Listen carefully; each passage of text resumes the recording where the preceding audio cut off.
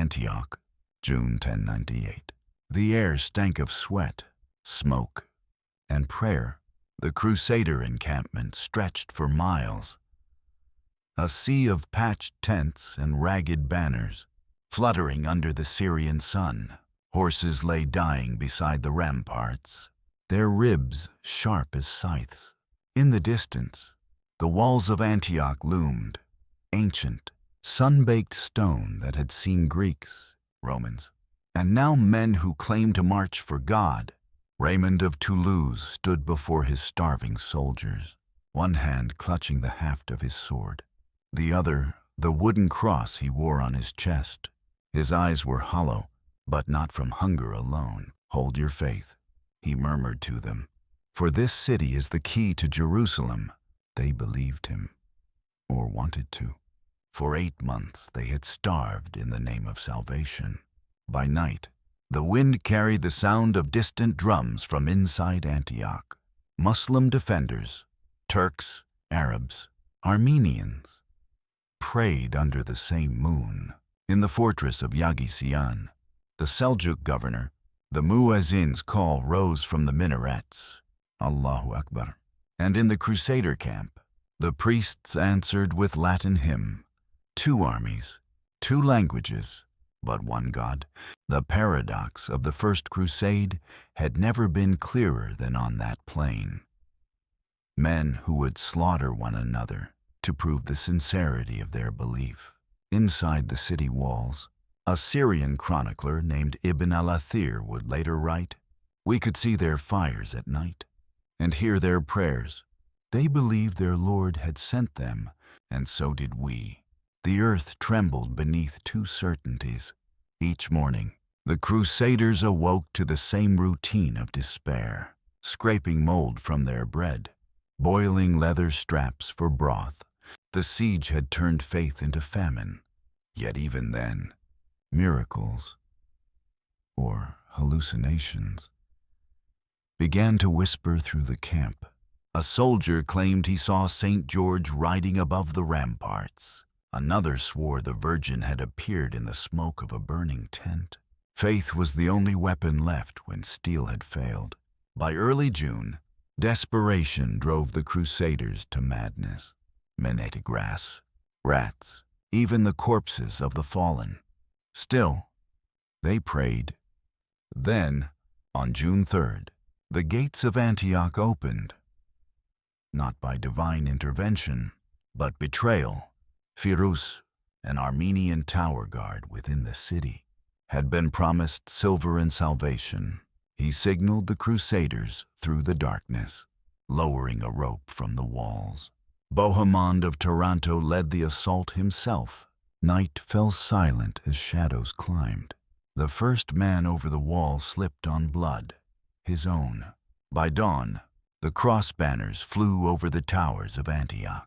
The Crusaders had taken the city, but before they could even rest, a new horror approached.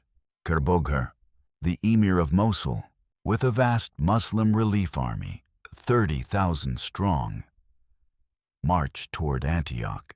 Inside the city walls, the Crusaders realized they were no longer the besiegers. They were trapped. Faith alone would decide who would survive the coming storm. Antioch, June 7th, 1098. The air thickened with the scent of rot and iron. Inside the fallen city, silence was no longer peace. It was exhaustion. Crusaders staggered through the narrow alleys between shattered mosques and burned home, their armor clinking with every trembling breath. Flies swarmed over unburied corpses. Water was foul, bread scarce, and yet every church bell, stolen or found, rang at dawn. They believed victory had been God's reward. Now, trapped behind Antioch's walls, they began to ask if he had abandoned them just as quickly. In a makeshift chapel, once a mosque, priests of Norman and Provençal tongues stood over an altar built from rubble. They prayed for deliverance, their Latin chants echoing against cracked stone still stained with soot. Outside, Barefoot soldiers knelt in the dirt, repeating fragments of the Pater Noster they barely remembered. Among them knelt a young squire, Etienne of Rouen. He whispered, "If God willed it, why are we dying in his city?" No one answered. On the other side of the valley, the Muslim host under Kerboga of Mosul had encamped. Tents stretching beyond sight, his army was not a monolith, but a patchwork of power. Turks, Persians, Arabs, and Kurds under banners of black and green. From his command tent, the call to prayer rolled like thunder across the plain. Allahu Akbar, Allahu Akbar. The same words that had echoed inside Antioch for centuries. And for a brief, unsettling moment, Crusaders on the ramparts paused. The sound carried on the wind, beautiful and mournful. Raymond of Toulouse, standing beside Bohemond, muttered, "They pray like us." Bohemond's reply was colder. "Then let us see which God answers first." By night, hunger returned. Men searched the ruins for scraps. They tore pages from Korans and burned them for warmth. Not out of hatred, but survival. In the dim light, some wept for what they were becoming. Chroniclers would later record, there were no more soldiers, only believers clinging to the bones of hope. In those days of despair, one figure began to speak with the fire of revelation. Peter Bartholomew, a barefoot mystic from Provence. He claimed the Apostle Andrew had appeared to him in a dream, revealing the hiding place of the Holy Lance, the very spear that had pierced Christ's side. At first, Bohemond dismissed him as mad, but Raymond of Toulouse, desperate for a sign, ordered the excavation. For days, the soldiers dug through the floor of the Cathedral of St. Peter, coughing through dust and disbelief. Then, as if conjured, the iron tip of a spear emerged from the soil. Men fell to their knees, screaming prayers. The relic was raised above their heads, gleaming faintly in the torchlight. Peter Bartholomew cried, "Behold the proof that God has not forsaken us." And the men believed, because they had to. Even the skeptics prayed that night, for if the lance was real, then God had chosen sides. But across the field, in Kerboga's camp, faith was no weaker. Imams preached of jihad, not conquest, but defense. To the Muslim soldiers, these starving foreigners were invaders desecrating holy ground, and victory would cleanse the land of their arrogance. As the muezzin's dawn call rose once more, both armies bowed their heads in the dust, each convinced that heaven was listening only to them. 2 worlds, 2 prayers, 1 battlefield. June 28th, 1098, dawn broke over the plain outside Antioch, and the horizon glowed the color of rusted steel.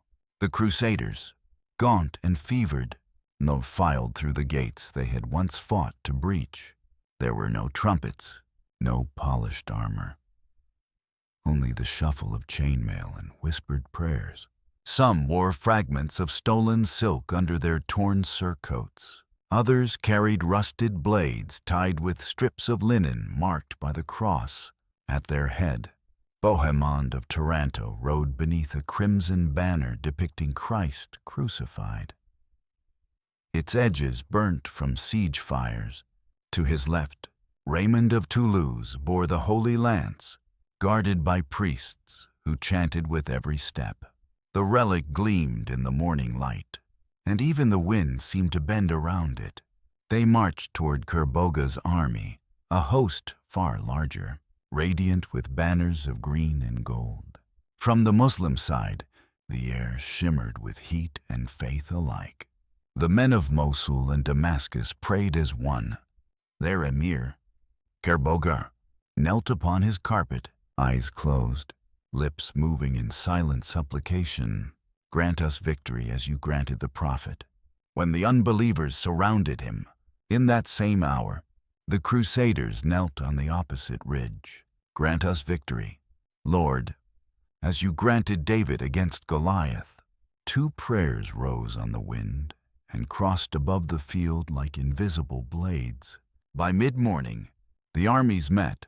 The sound was not a roar, but a grinding. Iron against iron, shield against bone. The Crusaders' lines shuddered under the first assault. The arrows of Kerboga's horse archers falling like rain. Men fell, clutching their throats. And yet those who stood still sang Kyrie eleison. Lord, have mercy.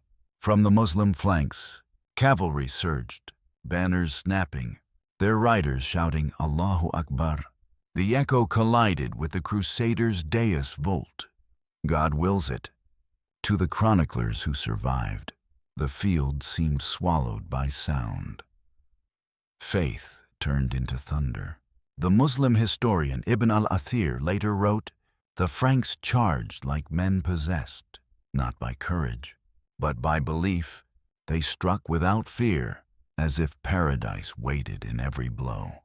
And on the opposite side, the chronicler Raymond d'Aguilera recorded, "They came upon us as locusts, shouting the name of God. We struck them down, shouting the same, for the first time in recorded history. Two armies invoked the same deity in battle, each calling upon him to destroy the other. As noon burned overhead, the fight dissolved into chaos. The Crusaders' left flank faltered, nearly breaking. Men screamed, horses reared, and the holy lance-bearers stumbled. For a moment, even faith seemed to waver. Then, as if conjured from dust, riders appeared on the hills to the north, shining figures, white as bone, mounted on pale horses. "Saint George, Saint George," the Crusaders cried. Whether they were men, mirage, or madness, no one knew, but the sight rekindled fury in the starving army. With a desperate cry, Bohemond drove his sword forward, and the Crusaders surged like a tide. The weight of their charge shattered the Muslim line. Dust and screams filled the air. A storm of conviction and disbelief. By sunset, Kerboga's army broke, not from lack of courage, but from fear that their own God had abandoned them. Panic spread like fire through dry grass. Kerboga himself fled, his tent left smoldering behind. The Crusaders stood among the fallen, trembling not from triumph, but from awe. They had won, but as the sun sank, even the victors felt unease. How could both sides have prayed with such certainty, and only one stand alive? That night, the battlefield lay silent except for the moans of the dying and the rustle of wind over corpses. In that stillness, the question no one dared to ask lingered in the dust. Had God truly chosen? Or had men simply killed better in his name? Antioch, the night after victory, the fire still burned in the streets, the smell of blood mixing with incense. The Crusaders had survived the impossible. And yet, as they gathered in the Cathedral of St. Peter, the same place where the Holy Lance had been unearthed, triumph gave way to hysteria. The relic rested on the altar, dark with dried blood. Priests and soldiers alike knelt before it, touching their foreheads to the cold stone floor. Some wept, others laughed with the feverish conviction of the saved. Peter Bartholomew stood among them, barefoot, his eyes hollow from fasting. "God has delivered Antioch," he proclaimed, voice trembling. "The lance has spoken through victory. He who doubts it, doubts the Lord himself." But beneath the vaulted ceiling, not all hearts were certain. Bohemond, ever the strategist, stared at the relic with suspicion. He saw not divine light, but a weapon of belief, one that bound men tighter than chains. Raymond of Toulouse, who had first believed the peasant's vision, felt his faith curdle into something colder. He had seen too much. Outside, the streets were filled with corpses of Turks and Franks alike, both with crosses or crescents carved into their armor, both with rosaries and prayer beads clenched in their hands. The chronicler Guibert de Nogent would later write, "They found among the enemy men who prayed like monks, who held the name of God in reverence, and who died with words of faith on their lips." It was a revelation few would speak aloud. For the first time, the Crusaders began to see, through blood and victory, that their enemy was not faithless. A knight named Hugh of Vermandois wrote in his letter to France, "I saw one Saracen fall with his forehead pressed to the earth, whispering the name of the Almighty as his life left him. I struck him down, and I have not slept since." The word spread quietly among the men, like heresy, as days turned to weeks. The Crusaders occupied Antioch. The walls became prisons of paranoia. Famine returned, and with it, doubt. The Holy Lance, once the symbol of salvation, became a test of loyalty. Peter Bartholomew continued to speak of visions, warning that disbelief would bring ruin. But Bohemond and the Norman knights accused him of deceit. By the spring of 1099, the whispers turned to open scorn. To prove his revelation true, Peter offered to undergo the ordeal by fire, walking through a tunnel of flame while holding the lance. Thousands gathered in the square outside the cathedral. The smoke curled black against the sky. Peter stepped barefoot into the blaze. His tunic caught fire immediately. The crowd gasped, then screamed. He stumbled out moments later, his flesh charred. The relic dropped to the earth. He survived for 12 days, long enough to insist that his vision had been real. After his death, no one mentioned the lance again, but the deeper mystery remained, one the Church would never canonize. How had two armies, both invoking the same God, met in slaughter? In the East, Muslim chroniclers called the battle Fitna al-Iman, the trial of faith. In the West, the Crusaders called it Miraculum Domini, the miracle of the Lord. Neither side claimed doubt. Neither side saw contradiction.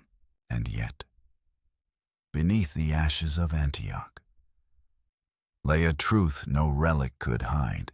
Faith had not united them. It had made them mirrors. At night, in the ruins of the city, priests still held Mass while, from the hills beyond, the faint call to prayer echoed. The two sounds blended, Latin and Arabic, hymn and Adhan, and for an instant they became indistinguishable.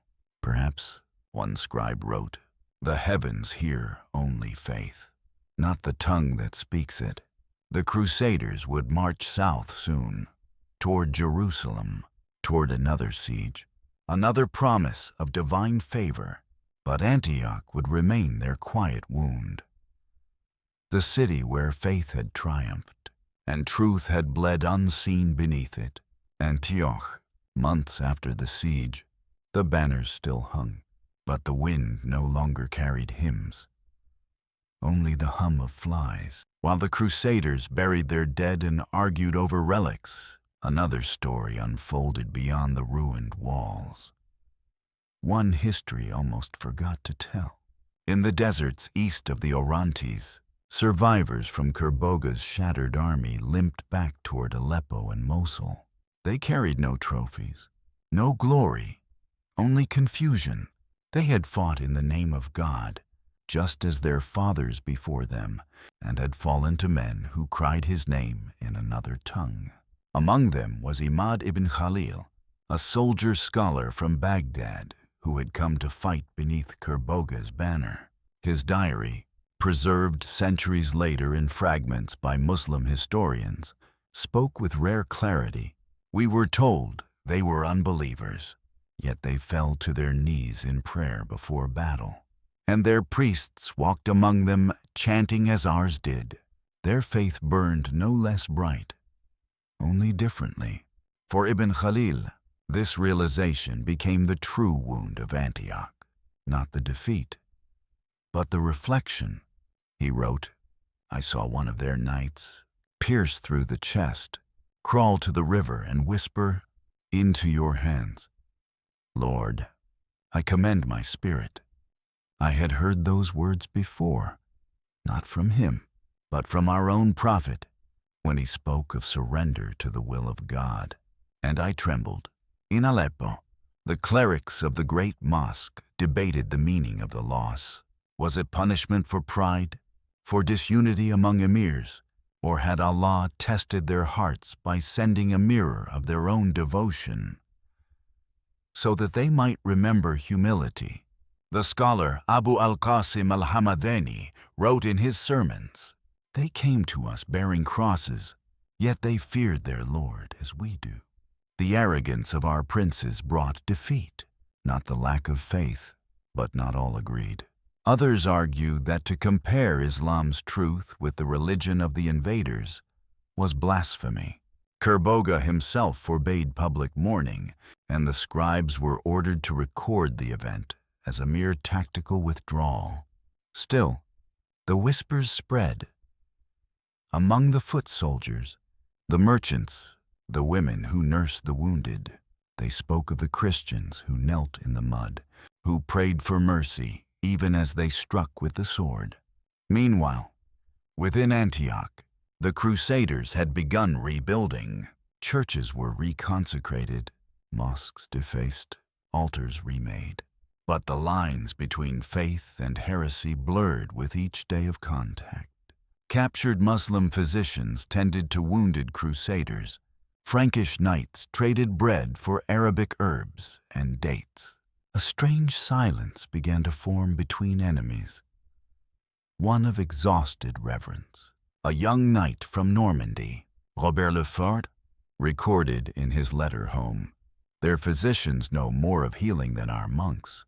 One prayed over me as he bound my wound. He said, 'Your God and mine both see this act.'" I could not answer him.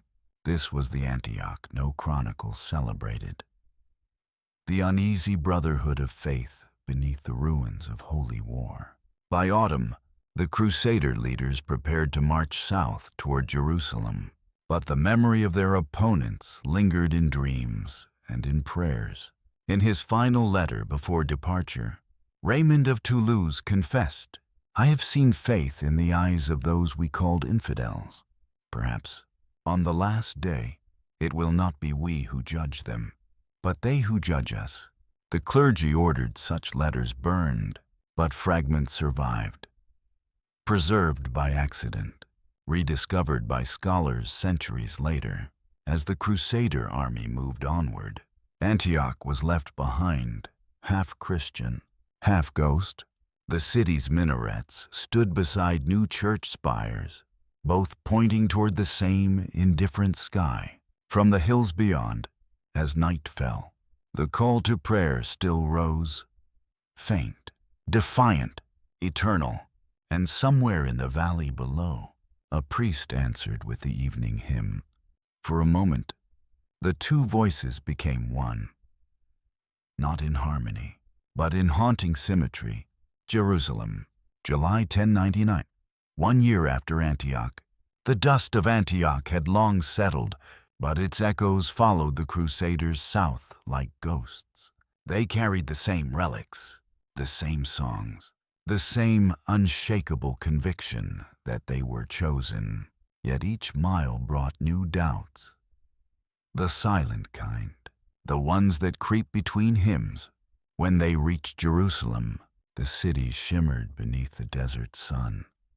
Golden, silent, forbidden. Here, too, men prayed to the same God behind different walls. The Muslims prayed in the mosques, the Jews at the gates, and the Crusaders, from their siege lines, in makeshift chapels built of broken stone. At dawn on July 15th, they breached the walls. The chronicler Raymond recorded, "When the men entered the city, they wept with joy and with blood. But joy and blood were inseparable that day. Thousands were slain.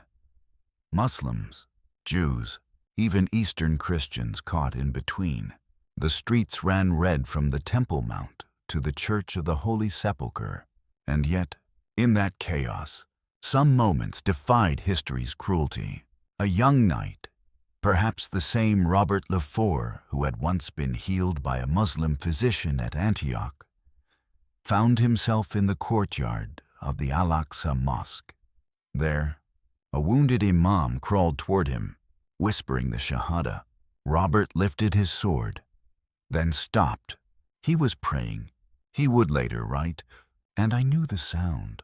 Instead of striking, he dropped his weapon and carried the man outside the gates. No one saw him again after that day. Inside the Holy Sepulchre, Crusaders knelt in silence. They believed the prophecy had been fulfilled. The city of God reclaimed, the world redeemed. But in the East, the Muslim survivors of Jerusalem's fall told another story of martyrs who died in the name of the same God that their conquerors worshipped. The chronicler Ibn al-Qalanisi wrote from Damascus, "They washed our blood from the stones, then prayed upon them. Perhaps their Lord and ours looked upon the same ground and wept." Even among the victors, the memory of that day became unbearable. In letters home, some knights avoided mentioning the massacre altogether, speaking only of purification. Others confessed that the smell of the dead lingered, even during Mass. Raymond of Toulouse, now old and sick, wrote to a monk in France, "We have seen paradise and hell in the same city, and I no longer know which one we built." By the winter of 1099, the First Crusade was over, but the war of faith had only begun. Muslim poets called it the year of trial. Christians called it the year of triumph, and both carried scars that neither scripture nor victory could heal. In the centuries that followed, preachers and kings would retell Antioch and Jerusalem as proof of divine favor. Yet beneath the sermons, the diaries, the chronicles, one truth remained. Those who fought believed they were serving God, and many discovered, too late, that they had only been fighting his reflection in another man's eyes. The night after Jerusalem fell, a storm rose over the desert. Lightning flashed above the Mount of Olives. Thunder rolled like drums of war, and somewhere among the ruins of two holy cities, a single prayer drifted upward. Neither Latin nor Arabic, neither Christian nor Muslim. "Forgive us, for we knew not what we were doing." Antioch. A decade later, the dust of conquest had settled, but the echoes of faith still clung to the stone walls like smoke. Merchants now crossed the same gates where armies once clashed. The city had changed hands twice since the Crusaders' victory, from Franks to Byzantines, back to Muslim rule. But what remained constant was the murmur of prayer. The bells of St. Peter's Church answered the muezzin's call 5 times a day, like two halves of the same heartbeat. In the marketplace, Armenian traders bargained beside Greek monks and Arab scholars. Latin knights, no longer conquerors but garrisoned men, watched in silence as Muslim artisans rebuilt the same towers their fathers had destroyed. The chronicler Fulcher of Chartres wrote during this uneasy peace, "We who were once enemies now eat from the same bowls. We call the same city holy, though we pronounce it differently. For the common people, the war had never truly ended, but its meaning had begun to fade." Among the city's new inhabitants lived an old man, Imad ibn Khalil, the same soldier-scholar who had fought under Kerboga. He now taught in the madrasa, built on the ruins of a Crusader chapel. His students studied law, mathematics, and the Quran. Yet on some evenings, when the light dimmed, he would recite to them lines from the Psalms, translated into Arabic centuries earlier. When asked why, he said simply, "Because wisdom has no flag." Across the city, in a monastery rebuilt from rubble, an aged French monk named Brother Robert copied manuscripts in a quiet cell. His hair had gone white, his hands unsteady. On his desk lay an Arabic translation of the Gospel of John, gifted by a local scholar. Sometimes they met in secret, the monk and the scholar, sharing tea and verses. They spoke not of war, but of the strange resemblance between their prayers. One night, Robert confessed, "When I first came here, I thought I was bringing God to this land." Imad smiled faintly. Perhaps he was already waiting. Years later, when plague swept through Antioch, Christians and Muslims alike filled the streets with candles. Monks and imams walked side by side, tending to the sick. The records of both communities mention that on the night of the first burial, it rained, a hard, cleansing rain that washed the blood from the stones once again. A pilgrim passing through wrote in his journal, "I saw men of every tongue kneel on the same ground, and for a moment I could not tell which faith was which, only that all begged the same mercy." It was a moment history forgot to celebrate, because it could not be turned into victory. By the early 12th century, the Crusader ideal had hardened into empire. Jerusalem was ruled by kings in golden crowns, and Antioch became a border of uneasy tolerance. Yet under the noise of politics and prophecy, something quieter persisted. The realization born from a battlefield long ago, that faith, once used to divide, could also survive in silence, in shared bread, in whispered prayers over the same graves. At sunset, from the citadel above Antioch, one could still hear both sounds. The bell of St. Peter's and the muezzin's cry, drifting together across the valley. To those who remembered the siege, it no longer sounded like a clash. It sounded like reconciliation. Fragile, human, sacred, and for a city that had once drowned in its own devotion, that sound was perhaps the closest thing to peace it would ever know. Antioch. Centuries later, the city was no longer the jewel of empires. The Crusaders were gone, the caliphs gone, the Byzantines long forgotten. What remained was dust, stone, and legend. Travelers who passed through the Orontes Valley still spoke of the siege. Some called it a miracle, others a massacre. But in every version, one question lingered, like smoke that refused to clear. When two armies pray to the same God, who does heaven hear? In the 13th century, a Franciscan monk named Brother Mathieu arrived in Antioch to copy the old chronicles. He read of the Holy Lance, of Peter Bartholomew's flames, of Bohemon's cunning and Kerboga's fall. He read also the Muslim accounts, preserved by scholars in Aleppo and Damascus, describing the same battle, but through a different lens. Not divine punishment, but divine test. The more he read, the less certain he became. In his journal, Mathieu wrote, "They fought believing themselves righteous, as did we. They prayed, they fasted, they wept for their sins. If God favored only us, why did so many saints fall on both sides?" The paradox of Antioch began to haunt theologians for centuries. In Paris, scholars debated whether the enemy's prayers could reach the same heaven.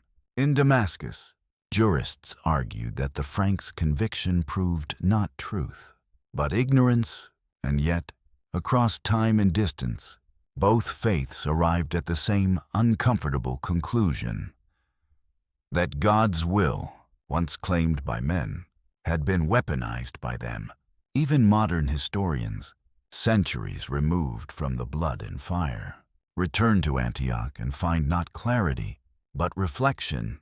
The chronicles, Latin and Arabic alike, tell the same story through opposite mirrors. Each side saw itself as the defender, the righteous, the chosen. Each side recorded miracles, divine visions, and answered prayers, and each side buried its dead with the same words. God willed it, but what if, as one forgotten chronicler once whispered, God willed only that we learn the cost of calling him ours alone. Today, if you walk through the ruins of Antioch, now Antakya, you can still see fragments of both worlds. A church bell tower leaning beside a silent minaret, crosses carved into old sandstone, half erased by Arabic script.